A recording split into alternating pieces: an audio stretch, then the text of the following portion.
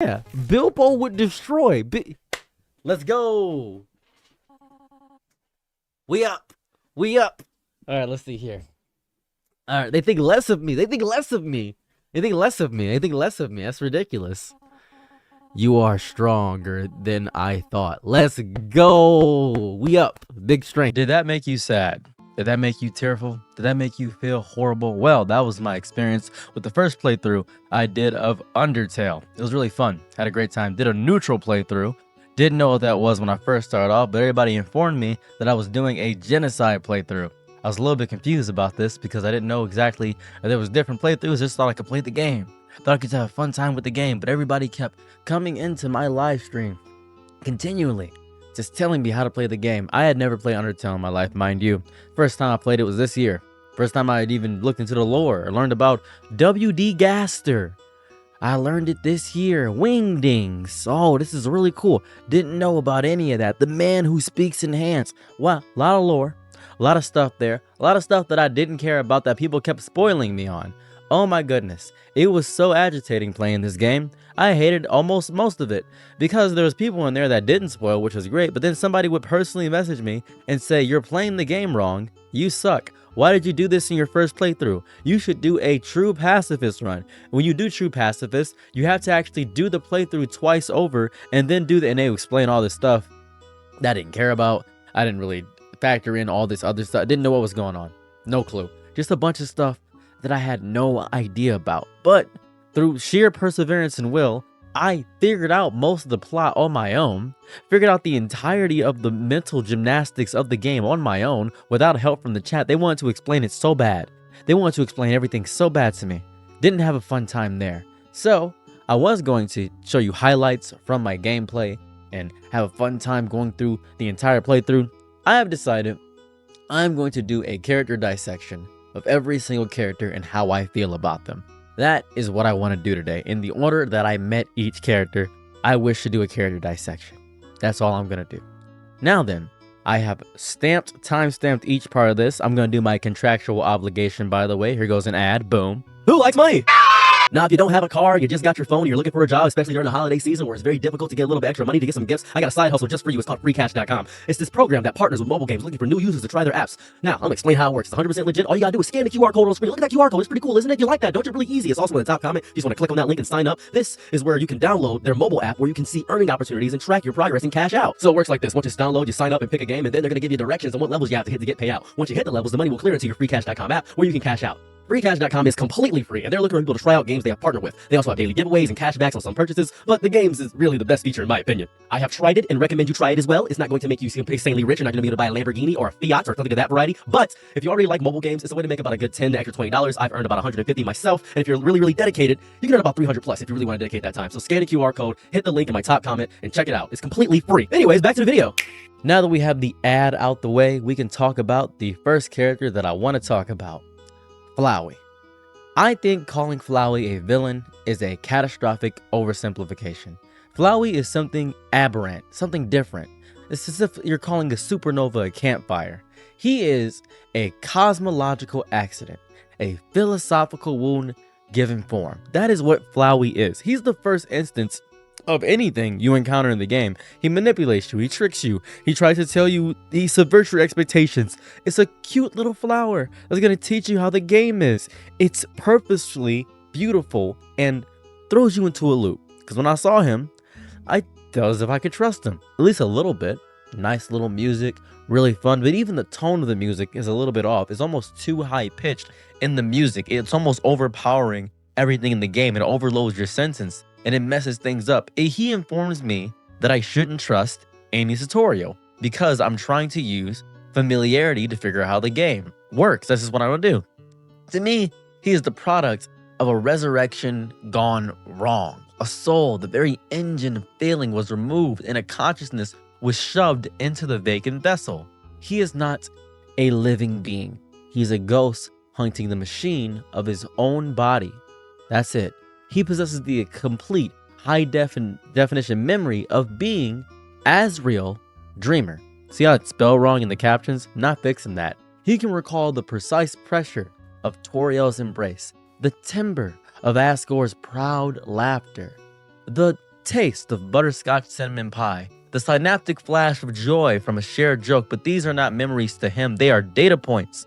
Because he sees beyond the string. He knows determination and save files. He knows he's inside of a game. They are read-only files in a system that no longer has the software to run them because he is mechanical. He is essentially AI. Imagine remembering the concept of love with the same sterile detachment as remembering the Pythagorean theorem. A squared plus B squared equals C squared, if you're curious about what it is. He knows it's important. You know, it once moved mountains, but to you, right, to you, when you know this, it is now just an arrangement of symbols. This, to me, is Flowey's eternal torment. He knows it. He is a sentient library of emotions he can no longer access. A gourmand trapped in a world where he can no longer taste. His subsequent descent into what we perceive as evil is not a descent at all. It's not evil. He's bored. He wants to play. It's a logical, horrifying, rational conclusion. When you cannot feel joy, connection, or love, what is left? What sensation is strong enough, consistent enough to pierce the profound numbness? Well, it's pain. The pain of others. It is the most primal universal signal, and for Flowey, it becomes the only metric for verifying reality because this to him is reality. His love and EXP are not just game mechanics. They are his desperate scientific methodology. He is cataloging reactions. He is testing hypotheses. If I do this, will they scream? If I do that, will they cry? And if they do, does that mean I am real? Is how Flowey's character operates as a character. I want to take back a previous statement I said. I feel as if calling him bored isn't really good. I think what he does is compulsive rituals of a shattered mind. He is completely broken. He is horribly broken. When every timeline is ultimately meaningless, when every connection is temporary, the only constant is his own agency. And because of this character, because of Flowey, I now am thinking of why I didn't do a genocide run through. I know about Chara and I know about all the things. I know about genocide. I watched a playthrough, but I think that the reason I didn't do it is because it would hurt the characters in themselves. Everybody was saying, oh, you should do pacifist and then genocide. It's the perfect way to play the game. There is no perfect way to play the game. However you want to play the game is how you should play the game. It doesn't matter what you want to do or anything of that variety. I'm not a grinder when it comes to playing games that have experience points, so I didn't do the genocide route. It seems a bit ridiculous to just take everybody out, especially after I formed all these connections with these people. It's sociopathic in a sense, and I don't want to do that. I don't want to do that. It feels disgusting. And because I now know that every timeline is meaningless because the person could just reset everything, I chose to walk away after giving everybody the happy ending they wanted. My mother became a teacher. My dad is dad. Sans is there. Everybody's having a good time. I didn't want to ruin that for everybody. So I decided to walk away from the game because it felt correct. I spent enough time in the world. I didn't want to ruin anybody's lives. I didn't want to go back and slaughter them to make them feel pain for no reason. It didn't feel good. And that's it. That's the entire reason. And I'm sure Flowey appreciates that in some small ways. The power to reset is the only proof that he has that he exists independently of the world script. He is beyond absurdism and beyond nihilism. He is his own philosophy. But his nihilism is a fortress he has built to protect himself from the unbearable truth that the world is full of meaning. And he is permanently locked out of it because he doesn't have the ability to it. This is why the player's capacity for mercy is his kryptonite, because he does not have it himself. Mercy, patience, unconditional kindness, these are variables his equation cannot solve. They are illogical, they are inefficient. They are, in his soulless calculus, a losing strategy. When you offer him mercy, you are not showing him weakness. You are holding up a mirror to the ghost of what he was. You are reflecting a self he can remember but cannot be, and it terrifies him. His panic is not the fear of defeat, it is the existential terror of a system error. His entire worldview, that nothing matters and might makes right, crumbles in the face of persistent, illogical compassion. It suggests a universe operating on a frequency he is deaf to. And this is the final form of Flowey, the Photoshop weird Flowey thingy, whatever it is. I don't know the exact name of it. I'm just calling it Photoshop Flowey. It's strange. It looks odd. It looks disgusting. Absorbing the 6 human souls That's his ultimate experiment. He is not doing a bid for ultimate power for its own sake. It is a starving being trying to force feed itself. He believes that if he can just accumulate enough power, enough soul, he can simulate the feeling he lacks. He can brute force his way back into emotion. It is the act of a creature trying to plug 1,000 screaming voices into the silence of his own being, hoping the noise will finally make him feel alive. Flowey is one of, if not the most tragic figure in the underground, because he's not evil, he's empty. He's a child who remembers what it was to be whole, forced to spend eternity in the screaming silence of his own hollow core, conducting horrific experiments on the world just to hear an echo that proves he's still there. I believe he is a warning to a lot of people that without the capacity to feel, even absolute power is just another form of dust, the very thing monsters turn into after they perish. So I enjoy Flowey as a character overall. Now I'm going to talk about the character that got slaughtered in the beginning of this video. When I first encountered Goat Mother, I didn't trust her. I didn't in any capacity trust her. Because I had just encountered Flowey, so my thought process was, okay, all these tutorial creatures are trying to lull me into a false insecurity. I'm probably going to go through maybe a few more of these until I finally get the real tutorial, which doesn't exist, which is to not trust things in the underground. That is just what I thought. I thought that was how the world operated in this game. That's just what I have. But when I encountered her, I stepped into a sanctuary. It was beautiful, yes, but it was one built on the foundation of a sunken kingdom. She lives in the ruins. She lives far away from everyone. She doesn't want to be in the actual world because she knows the delusion. She is away from the delusions of the world, but she is the first warmth you find in the cold of the underground. It's what she is. She is disillusioned by the meticulous nature. She has done what essentially everybody wants to do. She lives alone in the woods. That's what she does. She lives alone from everybody else in the woods, and that's nice. It's very nice. She is a beacon of pie and puns and patient instruction. Even if you mess up everything, even if you do everything horrible in the genocide route and all this stuff, she still cares for you. But Toriel is not merely a caretaker. She is a ghost queen holding a perpetual vigil in the antechamber of her own life. A monument to a love that curdled into a defense mechanism. She does not want you to leave her side because at least there in the comfort of the forest that she lives in, she can protect you. She wishes to protect you. She does not want you to go and see the horrors of the world. She is a perfect mother, letting her son, her child, her daughter stay inside the house even when they're ready. But she understands their growth and she cannot stop that. It's so sad too, because she asks you not to come back.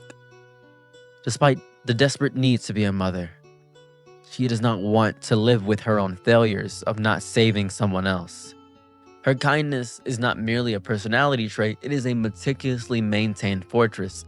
Every time she says hello, howdy, whatever it may be, every carefully explained puzzle, every slice of butterscotch cinnamon pie is a brick and a wall that she has built to keep out the howling winds of her own past. She did not simply leave the capital, no, not at all. She did a strategic retreat from reality itself. The ruins are her asylum, a world she has shrunk to a manageable size, a diorama of domesticity. Domestication? Domesticity, I'm going to use that word. Hopefully that's a real word. Where she can play act at being a mother without the terrifying risk of being a queen, a wife, or a participant in the broken world. She just wants to be a mom. The most basic maternal instinct. She bakes pies from a dead recipe, teaches puzzles to children who always leave, and makes puns to fill a silence that would otherwise be deafened by the echoes of small, falling bodies. The common reading is that she is afraid of losing another child. That is very surface level. Dig deeper and you find the raw nerve. Goat Mother is pathologically terrified of failing another child. Loss is a familiar ghost in her hall. She knows its face, its weight, but failure, the specific catastrophe, the specific catastrophic failure, the horrifying failure of being unable to protect Do you know the grief, even if you don't want a child, the grief a woman must feel from having a miscarriage is horrifying. There is a common phenomenon amongst women that I have no idea about at all, where they have a dream, they have a child, and wake up mourning that child in that dream. That is a very common experience. That is a fear deeply. Watching hope extinguish on the rocks of reality she warned them about. That's what it is. That is the phantom that truly haunts her. When she blocks the exit to the ruins, it is not with this malice of a tyrant, but with a traumatized parent's desperate, flawed logic. Throughout the fight, if you fight her, she will look away. You will see her model look away and the flame attacks miss, despite her trying to be as strong as humanly possible. When you lose to her, she puts her mouth to her hand. Oh my goodness. Sadness. She didn't mean to take your life. She is horrified. But if she can control the variables, she can prevent the outcome. She would rather you be a prisoner in a gilded cage than a free-range corpse. Her love is absolute, and like all absolutes, it is dangerously inflexible. She's flawed in this aspect. What's even crazier about her in all the capacities is that she is engaged in this continuous act of symbolic atonement. She is not merely adopting lost children, she is attempting to resurrect the narrative where she makes the right choice. She is doing what every parent does. What if I made the right choices? What if I did something correct? What if? She wants to have that what if. Every child who falls into her care is a chance to rewrite the story of the first 6. The homework assignments, the room prepared just for you, the patient lessons. They are not just acts of care, they are incantations. She is trying through ritual and repetition to magic herself into a timeline where she succeeded, where her love was enough to be a shield against the entire world. She's trying to save you, but she is also desperately trying to save the ghost of the queen she used to be. Her abandonment of the throne was not this clean moral severance, it was a collapse. She left Asgore not only in protest of his declaration of war, but because his presence, his grief, his rage, his transformation into the very thing she feared became an unbearable mirror. To remain by his side would have been to acknowledge her own complicity in their shared failure, her own powerlessness in the face of tragedy. Her self-imposed exile to the ruins is not a stance of pure principle, it is the ultimate expression of her despair. She did not believe she could fix the kingdom, so she withdrew to curate a single manageable room within it. This makes her confrontation with you beyond a boss battle.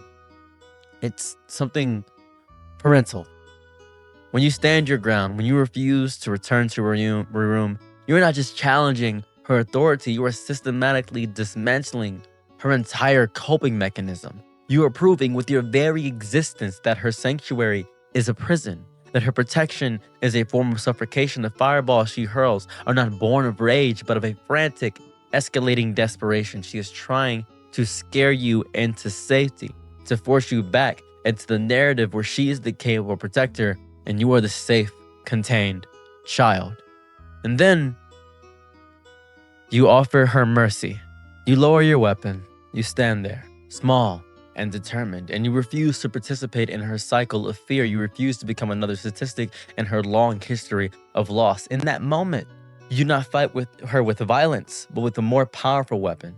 Unconditional compassion of a woman you just met, and she shatters. She shatters the delusion. The carefully constructed fortress of her control crumbles under the weight of a kindness she does not feel she deserves. For the first time in perhaps so long, she is seen not as a mother figure or a failed queen, but as a person, frightened, fallible, who has been offered grace. You are not a child she needs to save. In that moment, you become the teacher. You teach her that love is not synonymous with control, that protection can mean equipping someone for their journey, not forbidding the journey itself. That true care sometimes means having the courage to open the cage, even if it means your own heart feels like it's breaking.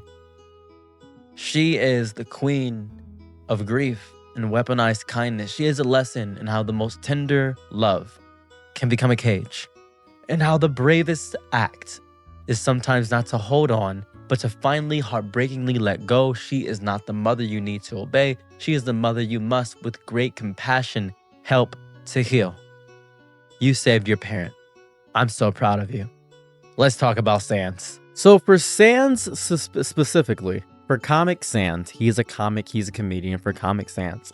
For him, I watched 4 videos explaining his background, his history, how he's Ness, and about his mentality and his physiology and all this other stuff. And when I was listening to this, I discovered that a lot of people have around the same thing. They think he's this fourth wall, tragic character, all this stuff.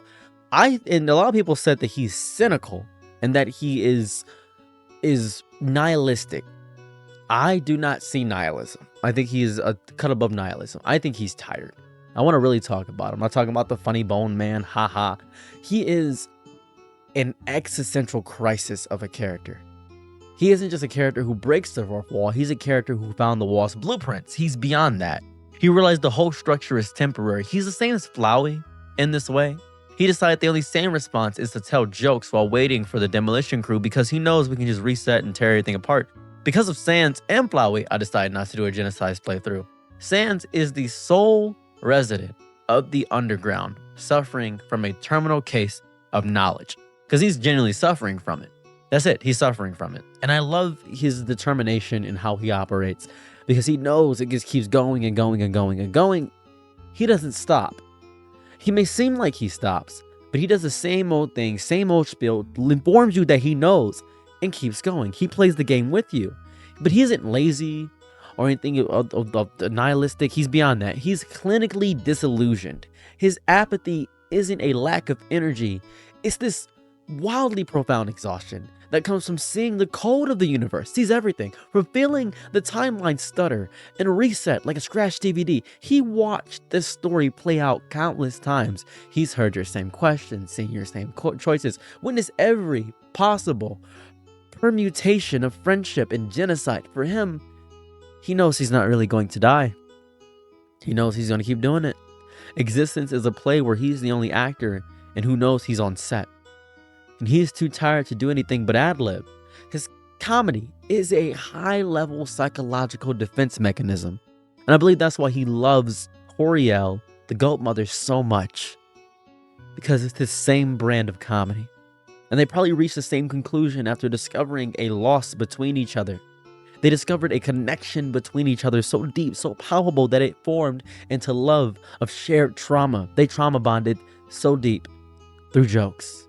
That's lovely. It's very, very, very horrifically, beautifully, absolutely lovely. And I love that so much. And it's so beautiful. See, it's a smokescreen to me. His defense mechanism, all the nonsense. It seems to be a smokescreen. Every pun, every whoopee cushion, every deliberately awful punchline is a calculated distraction from the horrifying truth he carries and from the pain he sees in others. He uses humor as a buffer against a reality he finds unbearable. To be serious would be to acknowledge the weights, and the weight would crush him. So he floats. He's a floater, a ghost of mirth and a machine of predetermined outcomes. I think people overlook this part. I think people don't grasp that Sans isn't just aware of the resets. He is purely traumatized by everything. He is a PTSD survivor in the truest sense of the words. You know how I discovered? It's really fun. I didn't know people scripted videos for quite some time. I don't script my videos. I just ramble most of the time. I didn't know people script. And whenever I say anything along the breakdown of when I'm speaking my words, people say, whoa, that's such a great script. Sans, I feel, is the same as me in this because he doesn't have a script. He just keeps ad-libbing and going and keeps rambling. He just keeps trying. And that's why I like him so much. I like him because of that simple fact. He is trying. I think what's beautiful about him, about Sans, is he's an isekai protagonist, right? He's definitely an isekai protagonist. Imagine having a perfect memory in a world with amnesia. Every time you form a connection, it's wiped clean for everyone but you. Every promise made is a promise only you will remember was broken. Every friendship formed is a friendship only you will recall fading to black. This is Sans hell. It's not the knowledge itself that breaks him. It's the utter soul-crushing loneliness of that knowledge. He's a soul creeper of a million dead timelines, a cosmic archivist of endings that never stuck. His laziness is the behavior of a man who knows that any effort, any ambition, any deeply held goal will be rendered meaningless by the next cosmic undo command. Why run a race when you know the track is going to reset to the starting line? That's why he's so fiercely, silently protective of Papyrus. Papyrus is his anchor, his tether to a version of reality that still has meaning. Papyrus, in his glorious, unshakable naivete, still believes in cause and effect. He believes that trying hard leads to success, that being nice leads to friendship. He believes that, truly, that the world operates on a system of justice and reward. Sans protects this belief. Well, not because Papyrus is some fragile weirdo. Even if you insult Papyrus, he immediately can twist that into turning it into hope. That's beautiful about Papyrus. Papyrus's worldview is the most beautiful, fragile thing in Sans' broken universe. It is the only piece of magic that hasn't been corrupted by his cosmic awareness. He will move heaven and earth, or at least teleport short distances, to preserve his brother's blissful ignorance. Because if Papyrus ever saw what Sans sees, the lights inside him would go out forever. And this leads to his most profound, I think, hidden fear. Sans is terrified of hope. Hope is a dangerous, volatile substance for someone who knows how often things end. So hope is to invest in an outcome, to make yourself vulnerable to the pain of it not working out. Sans has been hurt by hope too many times. He's seen too many good timelines reset, too many happy endings erased by a player's whim. He's learned on a bone-deep level. No, okay, never mind that. That hope is just premeditated disappointment, so he avoids it. He remains non-committal, emotionally distant, and perpetually just passing through. It's safer that way. That is what makes his encounter at the Judgment Hall so devastatingly poignant. It's important to see. I'm saying poignant. I mean poignant. Poignant is disgusting. It's so devastatingly surreal. Let's say that. Let's use the word surreal. I keep mispronouncing the word. I'm never going to get this right. The words always escape me when I do this. I mispronounce so many words. English isn't my first language. It's just a lot here. Anyways, he doesn't judge you for your love. He judges you for your boredom, for your lack of imagination, for your decision to explore the one worst possible fate in a universe of infinite possibilities. He's seen it all before, and the genocide route is the most tedious, predictable, and ugly finale of them all. His boss fight is horrifying. It's not just this battle of the fate of the world. He explicitly tells you the world is already doomed. He says this world's already doomed. Keep it stacked with you. There's gonna be another timeline. It's gonna be something better. It's a personal, furious, and profoundly grief-stricken intervention. He is fighting the player, not the character. He's fighting the entity that looked at this beautiful, quirky, flawed world full of characters trying their best and decided, what if I killed them all? He's not trying to win. He knows he can't. The game's code is literally set against him. He's trying to send a message. He's trying to bore you, to frustrate you, to make you feel a fraction of the exhaustion he feels. His attack, the special attack, is him breaking his own rules, expending the last of his will in a final spectacular screw you to the nihilism controlling you. It's the one thing he truly committed to in the entire game, making you quit. Because most people, you don't know, most people will quit in the genocide route. They say, oh, Sans is too hard. This is ridiculous. Good. He won. Sans finally won. That's what it is. Sans is the guardian of a meaning he can no longer personally feel. He is the comedian dying inside who keeps telling jokes because the sound of laughter is the only thing that drowns out the actual screaming silence of the void. He is the sentinel who remembers everything so that others can afford to forget. He is a paradox, the most powerful being actually, in the underground, rendered utterly powerless by the one thing he cannot change: your mind. He is the funniest sad man in gaming history. His smile is the most tragic lie ever told in fiction to me. I love him. Thankfully, for most timelines, people give up, especially if they're doing genocide. A route I never even dared to attempt. I would not do that to my friend. There are a bevy of beautiful comedic characters in this entire game, but none as so ridiculous as Papyrus. I didn't even know he was going to pop up. I wasn't told about Papyrus beforehand. I didn't know he existed. I knew about Sans, but not Papyrus, and I don't know why they always fail to mention Papyrus. I had seen maybe one comic dub of Sans and Papyrus. It was a mashup of Reese's Puff, CPR, and a Maroon 5 song. I forgot the Maroon 5 song. It's a really good song, but that's the only thing I've ever seen of him. And upon discovering his character, oh my god, he is so cute. He is so cute. Oh my god, he is great. He is great. I think he's the moral and emotional sun around which the entire underground, knowingly or not, orbits. He is the one uncorroded soul in a realm rusted by anguish. He is just the most beautiful creature. He's the singular character who has looked directly into the existential abyss and responded with a meticulously planned puzzle and an offer of spaghetti. He's so good.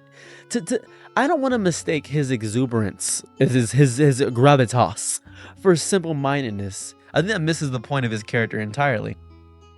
He's not naive. He's strong. He's actually a very tough fight for me. I don't like fighting him. It's very difficult. He's incredibly tough. He's very strong. He is doctrinally optimistic. His positivity is not this lack of awareness. It's a conscious daily rebellion against the despair that encapsulates his world. He is sincerity weaponized. He knows the history. He knows the monsters lost the war. He knows they are trapped. He knows that their king is grieving. He knows everything. He knows that the royal guard is more about pageantry than power.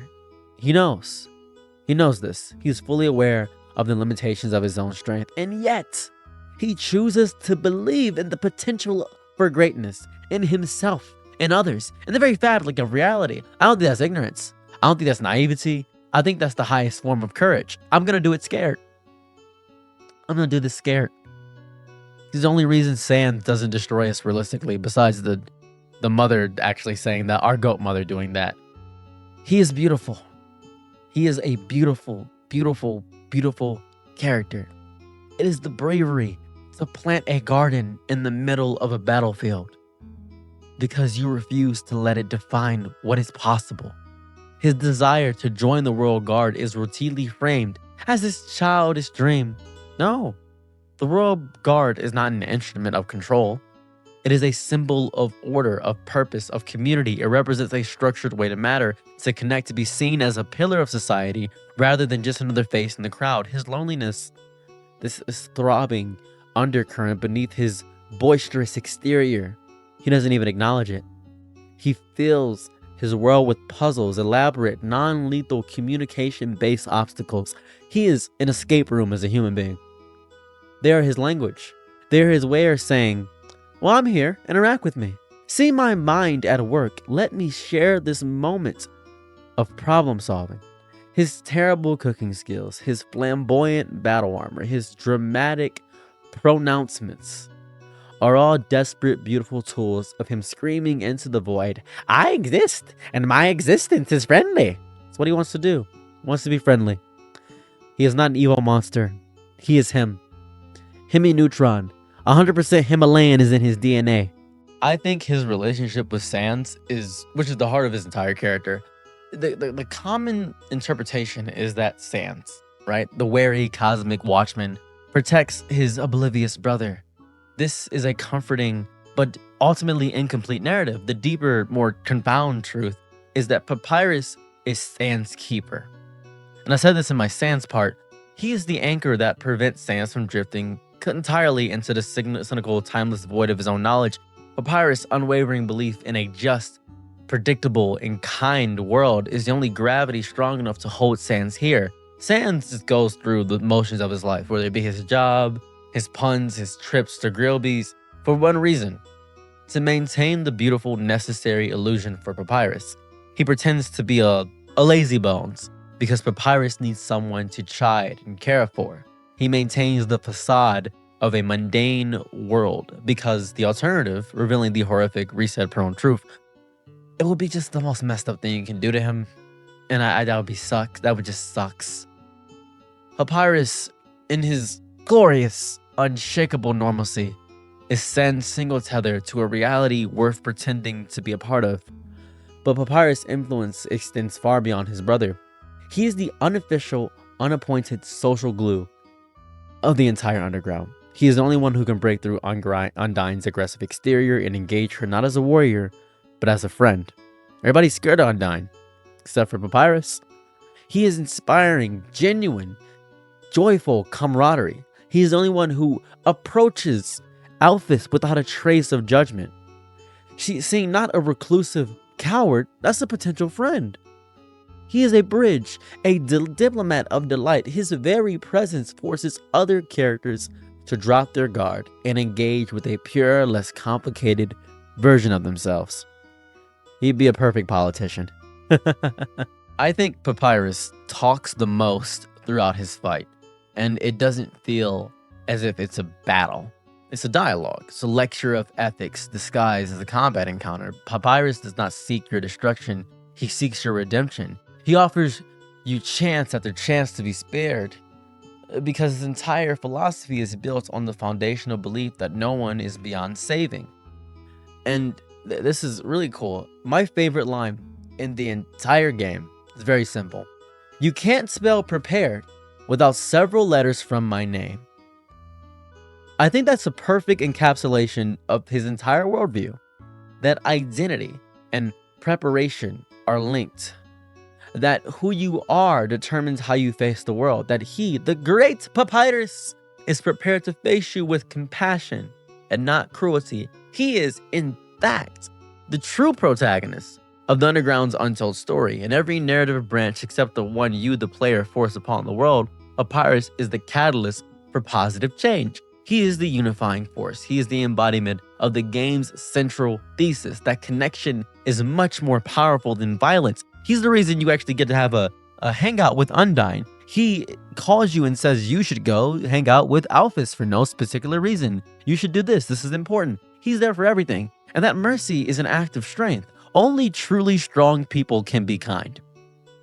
Papyrus is truly strong. He is what the Underground could have been. A society built on mutual support and grand shared dreams. If it weren't for the twin tragedies of human-monster war and a player's capacity for nihilism, that'd be it. Papyrus is not a joke. He is the punchline to a much darker joke the universe is telling, and he is the only one laughing with genuine, world-healing joy. He is the optimist who refuses to be broken. Not because he's too simple to understand pain. He is too strong to be defined by it.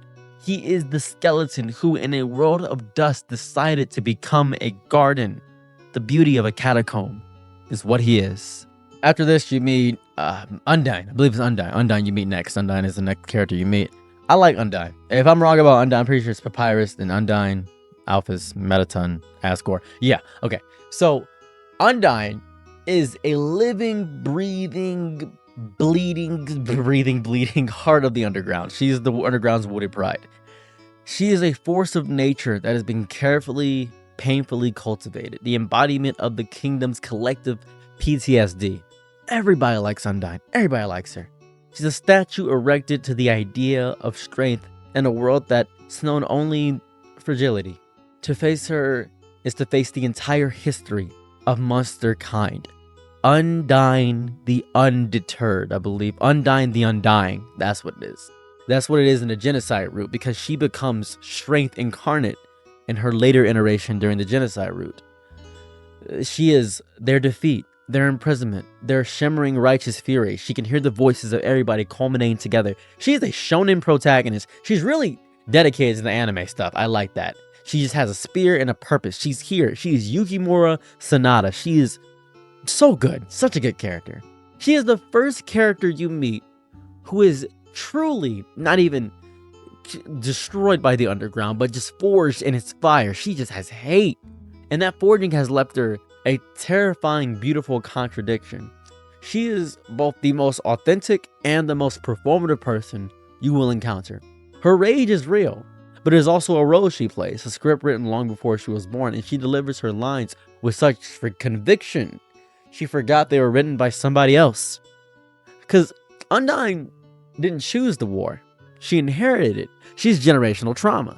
She was handed a spear and a story. A story of human betrayal, of a stolen sky, of a king's broken heart. And she wants to recount that to you, but she says, oh, you know what? I don't want to do this.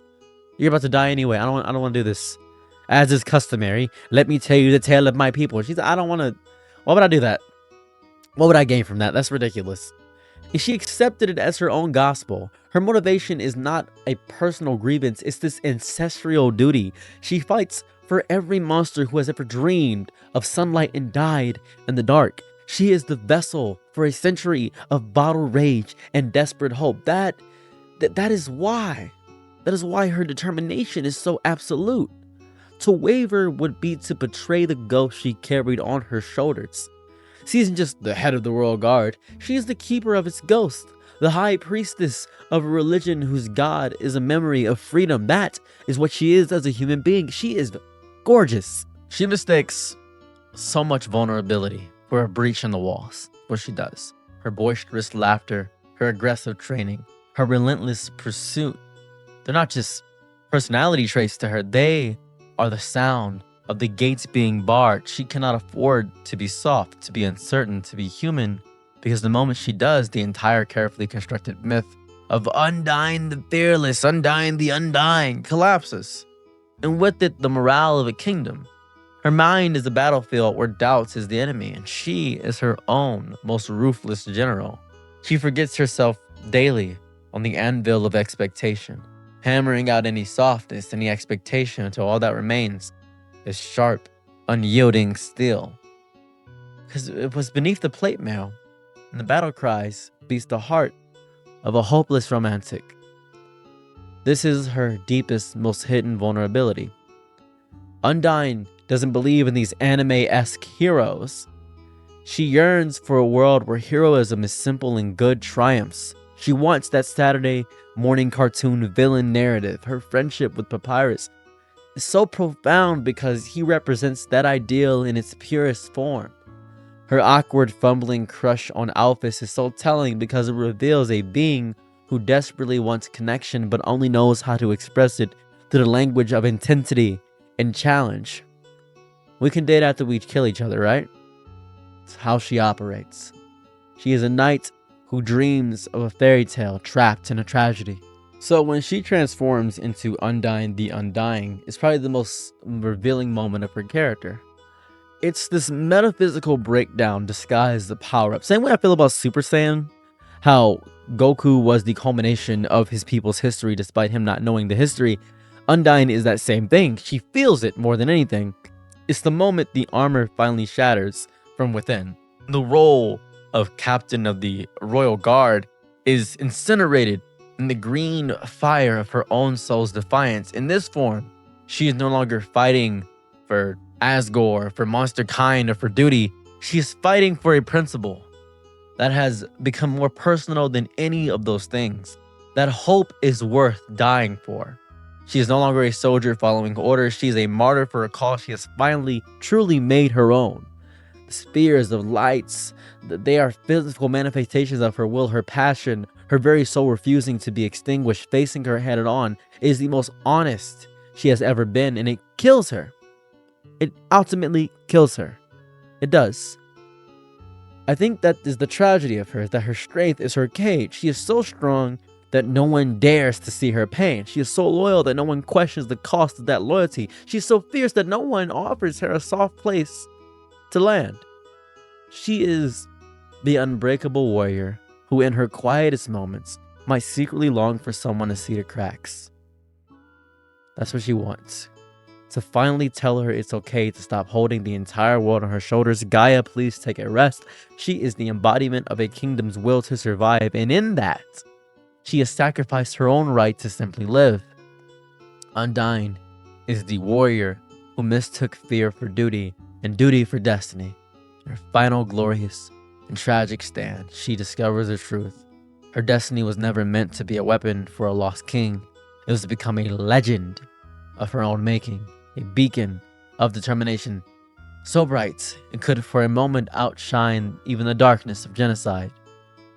She is a monument to the cost of conviction, the beautiful, terrible price you pay for wearing armor for so long, you forget the feeling of your own skin. What a wonderful character she is. ALPHYS is the entire reason I made this video. This dinosaur creature, whatever it is the entire reason I made the video, because I hate ALPHYS. I hate this character.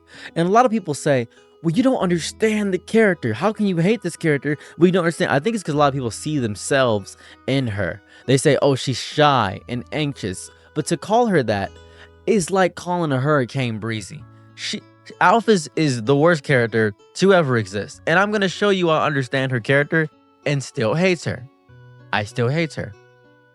Because she is a living, breathing case study in a catastrophic collision of towering intellect and horrifying self-doubt. She is a mind capable of manipulating the very fabric of determination. She injects it into things. She's trapped in a prison of her own making, whose bars are forged from every... what if I can't... What if, I don't know. And every they'll hate me. ALPHYS isn't just hiding in her lab. She's a lab. A complex cluttered system designed to run one primary program, the avoidance of her own humanity. ALPHYS is not driven by a thirst for knowledge, but by a desperate screaming need to be necessary. She wants to be necessary. She believes on a cellular level that her inherent value is zero. Much of you feel that same way.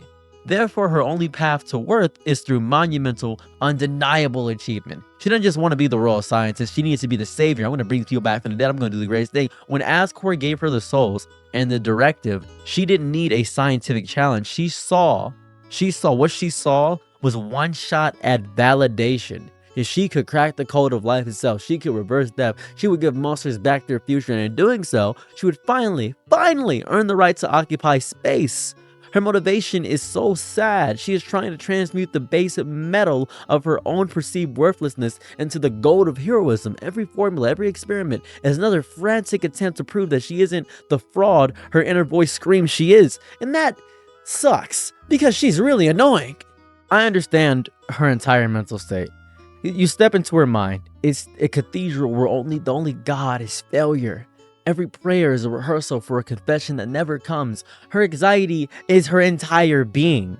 It's the operating system upon which her consciousness runs. Her thoughts are not linear. They are a tangled mess of self-disgust. The lie is, well, I can fix this. The hope is, maybe this time will work. The failure is, it's worse. It's so much worse. The shame, well, I'm a monster. I'm a failure. I'm a poison. And then the fear, if they find out, I'll be unmasked. And the nothingness I truly am will be exposed. And the new lie, it comes a new lie. I just need more time. I'll figure it out. I have to. And the reason a lot of you guys like this character, oh my god, this is my directive to you guys, is because when you guys fail, you guys think you're a failure. You are not a failure because you failed. That's not real. You are a failure when you give up. That's it. As soon as you give up, your whole world, that's when you lose. And ALPHYS is the most agitating conclusion to the character arc of the gifted child. She is a failure because she gave up. If she was just failing and continually trying, I would not deem her as such. But because she gave up, I classify her as a failure, and that agitates me deeply. That is what it is. That's just how I view the character. And this is the loop, right? That's her. This is her prayer. That's how it loops. Hope, lie, failure, shame, fear, new lie. Hope, lie, failure, shame, fear, new lie. Hope, lie, failure, shame, fear, new lie. Her obsession with anime and manga is just a retreat in the same way, and that's why you guys relate to her too. Well, she loves anime. I love anime, and I have a messy desk, and I could be brilliant. I was gifted. I was smart. In those stories of anime, the rules are clear. Effort is rewarded. Heroes are born, not made through a series of humiliating, catastrophic mistakes. It's the only universe where her worldview, that goodness and success are attainable, feels real. That's what it is. That's what it is. That's the entire thing of her character, and I genuinely just find her really annoying. All right, so I just want to take a little second to talk about the amalgamates. They are weird. They're just weird, nasty creatures. I think they're the perfect definition of the road to hell is paved with good intentions, right? Because they're a perfect horrifying metaphor for her entire existence. They are the result of good intentions, the desire to heal, to save, but they're corrupted by a fundamental misunderstanding and a refusal to ask for help. I really would hope that ALPHYS' character would show everyone that this is the result of you putting away your problems and holding them off. But they just relate to her to the point where they forgive her for this. And I think she just has to forgive herself. It is not my duty to forgive her because I find her annoying. That's it. I want to point that out, by the way. I still find ALPHYS annoying despite me understanding everything. Because all the amalgamates, they're hidden away in the true lab, this dark, submerged basement of her world. And if they were just, they're supposed to be concepts, but they're real people that got destroyed and they're resurrected corpses. Very Frankenstein's monster-esque of how it works, modern day Prometheus. And she hides her true amalgamated self, a messy, terrified fusion of genius and cowardice. She is an amalgamate herself. She hides it from the world. They are unstable, unpredictable, and dangerous. It's not even malice they have. They're fundamentally tortured confusion about their own nature. What am I? Why am I like this? It's the entire story of Frankenstein. They are a family, a community born from her actions. Yet she is terrified, absent mother to them, unable to face what she has created. She has made a living museum of her own guilt. The true lab is her mind. The amalgamates are her thoughts, and the relentless dripping horror of the place is the atmosphere of her shame. That's why it freaked me out so much being down there. It was really weird. You guys remember the true lab? That was weird. That was weird all around. It was strange. Just strange. Strange area. Strange. I'm gonna tell you the biggest reason why I don't like ALPHYS. Because she doesn't just fear failure.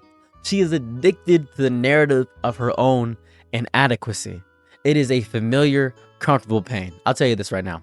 You know those people that always say, oh, you won't like me? Self-deprecating people. That's what it's self-deprecating. I couldn't think of the word. Self-deprecating. The idea of success, of being truly seen and loved for who she is far more terrifying. This is why she self-sabotages her relationships with Undyne before it can even properly begin. She constructs elaborate fantasies, scripts entire conversations, but the moment reality beckons, she retreats to be loved by Undyne. A being of pure, uncomplicated intensity would be to save her entire self-loathing narrative, and it would make it invalidated, is what it would do. And if that narrative collapses, what is left? She would have to build a new self from scratch, she is far too exhausted for that. Her lies are not tools of deception. They are scaffolding holding up the crumbling sense of reality she has. To tell the truth will be to just kick out the final support and be buried in an avalanche of her own actions. ALPHYS does not have a heroic breakthrough. She has a collapse. She doesn't bravely choose the truth. She simply becomes too tired to maintain the fiction, the weight of the amalgamates, the guilt over the fallen humans, the crushing pressure of the persona she built for Undyne. It all becomes too heavy. Her confession on the hotel roof is not a moment of strength, but a moment of surrender. It is the ultimate vulnerability. I can no longer pretend. Here is the ugly, broken, monstrous truth of me. Do with it what you will. And in that surrender, she finds her only true power. The power of being real. The power of being flawed. The power of being ALPHYS. The brilliant, broken, anxious, loving scientist who tries so hard to save everyone that she forgot that she needed saving too. ALPHYS is the scientist who built a monster out of herself long before she built any others, and her entire arc is the painful, beautiful, and deeply relatable process of learning to look that monster in the eye. Not as a creator to her creation, but as one lost soul to another. And finally, finally offering. It's a little kindness. She's Victor Frankenstein. She is Victor Frankenstein, but with an actual good ending. If you want a basic summary of what I just said, Victor Frankenstein. I love Frankenstein. Greatest. But there's a new one on Netflix. Really good. Really good. You should go watch it. It's amazing. One of the best I've ever seen, by the way. And I love the original book by Mary Shelley. The movie blows out the park. Few things are inconsistent and incorrect, but by goodness, it is just beautiful. So when I first encountered Mettaton, everybody simply told me, you're gonna love this character. It's gonna make you really excited. And I said, Metatron, the voice of God? They said, no. He's the Underground's one and only superstar. I think he is beautiful. I think he is an amazing character. I think he is a soul who engineered a cathedral of self brick by glittering brick. I think he is amazing. But I think he is a very sad character whenever I see him do all this extra stuff and fake himself and the tragedy of Blookie and stuff of that variety. Mettaton's desire for stardom is not the end goal. It's the scaffolding. He does not want applause. He wants validation. He does not seek fame. He seeks confirmation. As a ghost, he was intangible, a whisper in a cavern, a consciousness without a canvas. His existence was denied because it was only defined by absence. No form, no weight, no impact. To be a ghost is to be a footnote in someone else's story. Mettaton refused that footnote. He commissioned a body from ALPHYS. That's what he did. And she did it. This is a declaration of his existence. The stage, the cameras, the adoring fans. He's sick of being a ghost. They are not the trappings of vanity. They are the instruments he uses to scream into the void. He is saying, I am here. And the voice screamed back, we see you. He's thankful for all of them. His motivation is the underground. It's absolute, non-negotiable. It's refusal to be erased. It's not subtext, it is the text. Mettaton suffers from a literal mechanical body dysphoria. That's what he has. His pre-robot existence was one of insane dissociation. He didn't feel like himself. He was a spectator to his own life.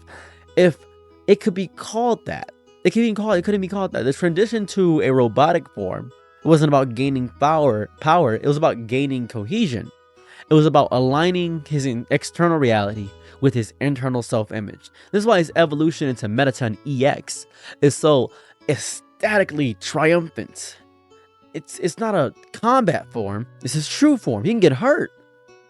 The ultimate expression of his identity, a powerful, graceful, undeniably present, and utterly, flawlessly him. The strut, the poses, the dramatic reveals. Well, these are not just for show. They are the joyous, relentless celebration of a being who finally, after a lifetime of spectral drift, clicked into perfect alignment with himself. Mettaton is trapped in a feedback loop of his own creation. He built the persona of Mettaton as a fortress against the terror of being perceived as the formless ghost he once was. The problem was living in a fortress that you can never truly leave.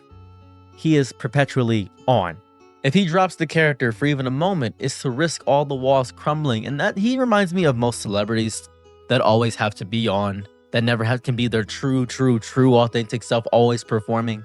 And I relate to that a little bit. I really do. I relate to that. His confidence is a performance so masterfully executed that he has become his own most captivated audience.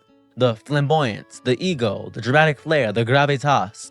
They are a shield against the terrifying vulnerability of actually being authentic. He is terrified that the spotlight ever truly illuminates the being behind the brand. The audience will see a ghost, and the spell will be broken. Because all the sequence and sound bites, it's this insatiable hunger for proof. Mettaton is an accountant, and his currency is attention. Oh my god, what is the Bo Burnham line? My drug's attention. I am an addict, but I get paid to indulge in my habit. It's all an illusion. I'm wearing makeup. It's fun. It's fun. I like that. And this is why during his battle, if you don't engage, to literally look away is the most devastating attack possible. You're bankrupting him of his presence, being rendered invisible, irrelevant, a ghost once more. I know a lot of people, especially in the LGBTQ community, love this game, specifically because of characters such as ALPHYS and Mettaton, because they see themselves in this character. They want to be dramatic. They want to show what they are. They want the world to look at them and to acknowledge what they are. I love that. He must make every moment an event, because a quiet, unobserved moment is a return to that hunting ghost. You don't want to be a ghost anymore. He is drag. His dramatic just flares what he is. It's who he is. It's this tragic paradox with ALPHYS. She built his body, but she wanted to keep it in a cage, the cage of her lab, her loneliness, her need for a safe, uncomplicated companion. He is eternally grateful for her, for the instrument of his liberation, but he resents her for the limitations of her vision for him.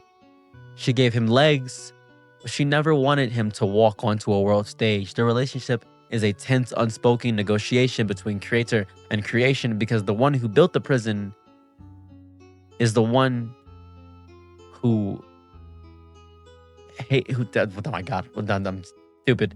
But it's between the one who built the prison and the one who uses keys to unlock a palace. That's what I was trying to go for. What words was I trying to get? Every day is a collage inside of my brain. I gotta get past this one of these days. One day I'll get better. One day. Haha. Mettaton is the only character in Undertale who is not reacting to a wound, but actively performing surgery on his own identity. Toriel, Sans, Undyne, ALPHYS, they're all defined by their trauma, their coping mechanisms, their retreat. Mettaton is defined by his creation. He looked at the raw material of his existence, a formless, powerless ghost, and said, "This will not do." He did not run from his past. He sculpted with it. He is the artist and the masterpiece. His determination is not the magical force that lets him persist after death. It is the sheer, unadulterated will he exerts to refuse the narrative he was given and write a spectacular new one for himself. Mettaton is a phantom who, through sheer force of will, glamour, and theatrical genius, convinced the universe to give him a body, a name, and a spotlight. In doing so, he didn't find fame, he forged a soul. He is the ghost who became real, and every moment of his dazzling, dramatic existence is a standing ovation to his own incredible creation. Man, this whole game is basically PTSD, but none so much as Asgore. The whole game, when we first start off, the ex-wife is just saying, my husband is a piece of my ex-husband is a piece of garbage. He will kill you. He is a horrible, weak man. I think he's a good man, right? I think he's got probably the same issue as ALPHYS in some ways. He's just scared, and he tries to do it scared, but fails horribly, and that sucks.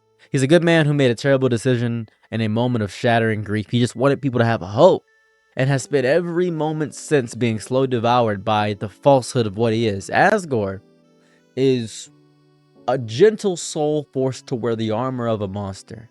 Because he looks like a monster, right? He's a goat, big guy, but he's just kind. He wants to be kind really bad. It's the weight of that armor has crushed him into a shape of a king no one recognizes, least of all himself. Asgore's motivation is not vengeance, it's not ambition, it's protection. He wants to protect. He wants to remember what it was. That's what he wants. He's remembering the losing of his two sons in a single day. Chara to poison, Azrael to human violence. Asgore stood before his people, his own heart in ashes, and saw their faces. He saw the hope extinguished. He saw the despair that would surely consume them if their king, their pillar, also collapsed.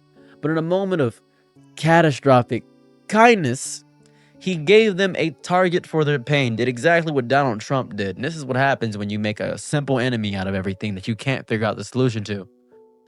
He declared war on humanity. He promised to gather 7 human souls, break the barrier, lead them to victory.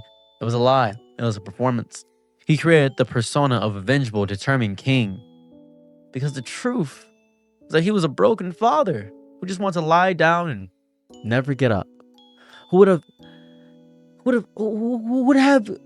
have been a death sentence for the morale of a kingdom. That's what it would have been. His motivation was to be the container for his people's grief, so they wouldn't have to hold it themselves. He became the villain in his own story to give them a hero to root for. Asgore's mind is a haunted house, the ghost of his children, and he lives in constant, quiet conversation about them. He tends the golden flowers in the throne room as a shrine. He tends them himself because the act of caring for something, anything, is the only thing that keeps him from dissolving into pure memory. Every path set before this king is paved with thorns to continue his wars to murder children. And the thought fills him with self-loathing. To call off the wars, to admit that he'd been leading the people on with a false hope for decades, to watch their spirits break all over again. He is trapped in a paradox of his own making. Same as ALPHYS, but he's less annoying than ALPHYS, so I like him a bit more.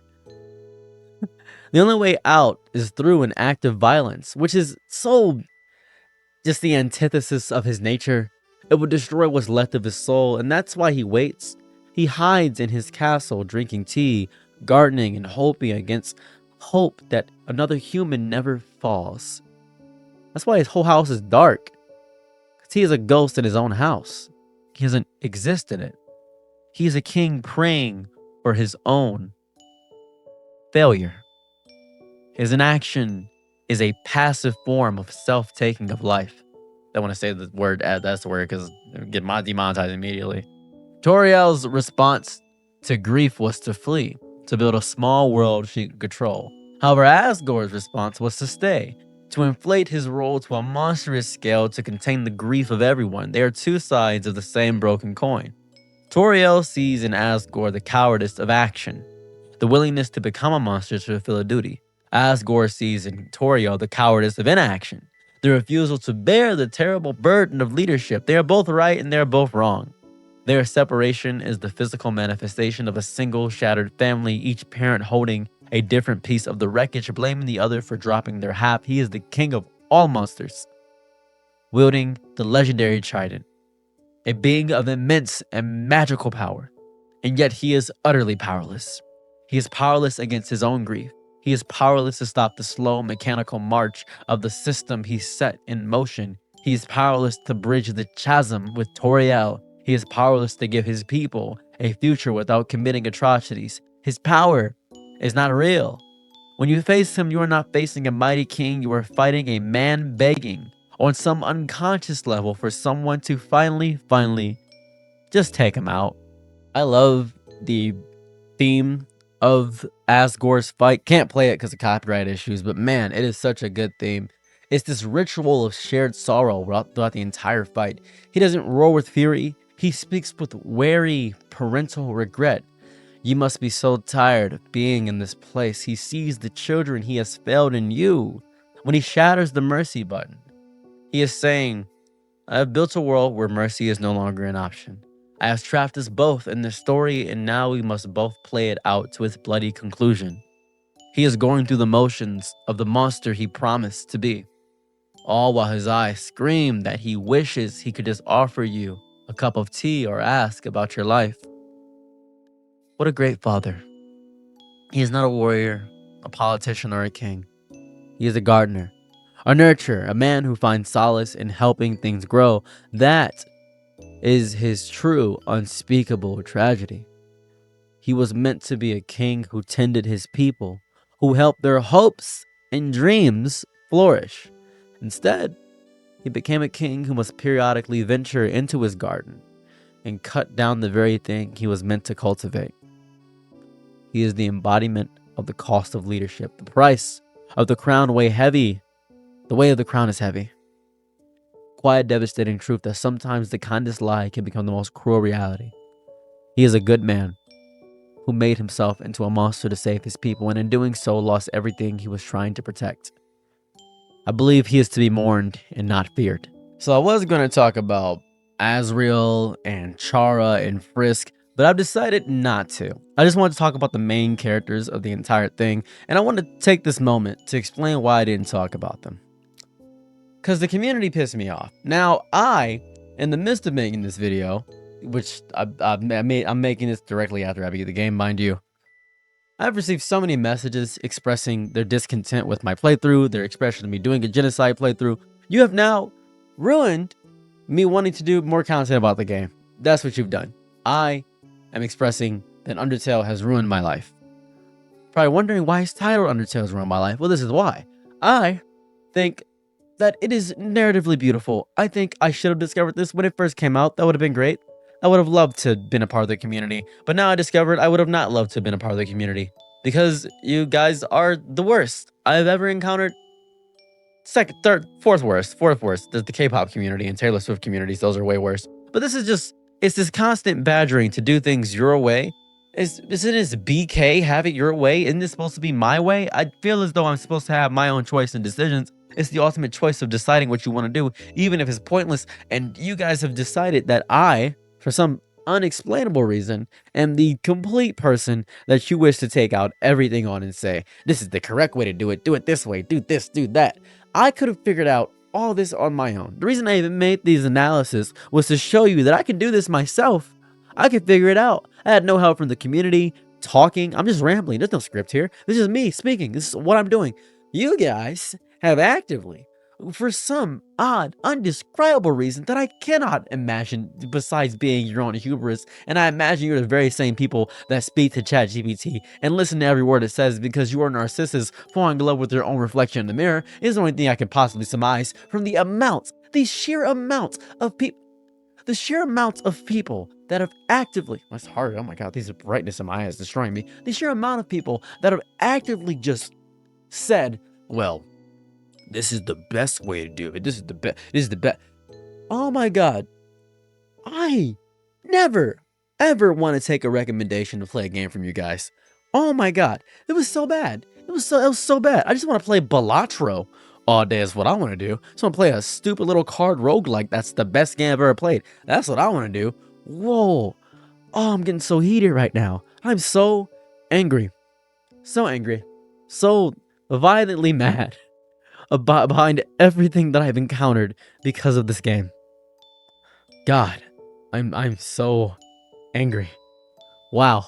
All right, well, thank you guys so much for checking out the video. Very long video. My legs hurt entirely too bad. Very painful standing this long.